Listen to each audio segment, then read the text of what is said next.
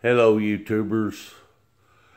Today I want to talk about like freezers and washers and dryers and anything that has a control board on it, such as this freezer. And basically there's a board down there that takes the temperature, posts it up there, sets off alarms, kicks the compressor on and off, etc., based on temperature or whatever the parameters that are programmed on the control board are. Now, the other day, this is an upright freezer.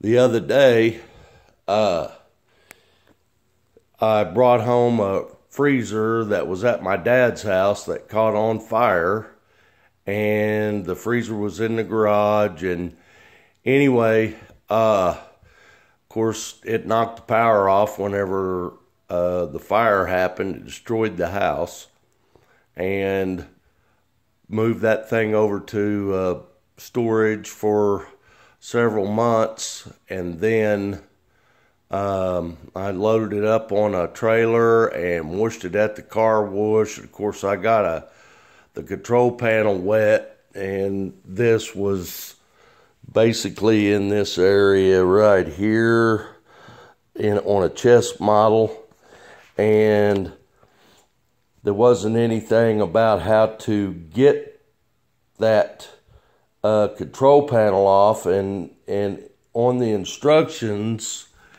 it said to peel this piece out of there, and there was a couple of screws down in here. Well, I pulled that off, and unfortunately the screws came in from the backside of the freezer door, which would have involved having to remove the upper portion of the inside of the door to get to those two screws. But what I wound up doing, because it wouldn't run, I plugged it up and it was basically turned off, and I could not get it turned back on.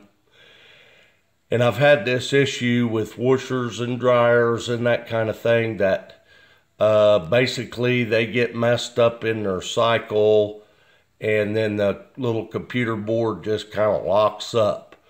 And how you fix that is you find the board, the control module, unplug the unit. Even though it says unplugging it will reset the board, I have found by working on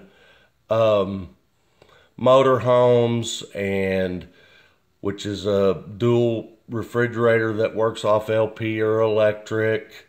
It's also heater control boards, water, DSI, igniters. Anything like that has a little control board on it. Find the control module, unplug the unit, and plug and unplug the plugs that go to the module 3 or 4 times, and then power the unit back up, and it should work. Washers, dryers, motorhomes, anything with a control board is kind of like rebooting your computer. I hope this helps you. Have a good day. Goodbye.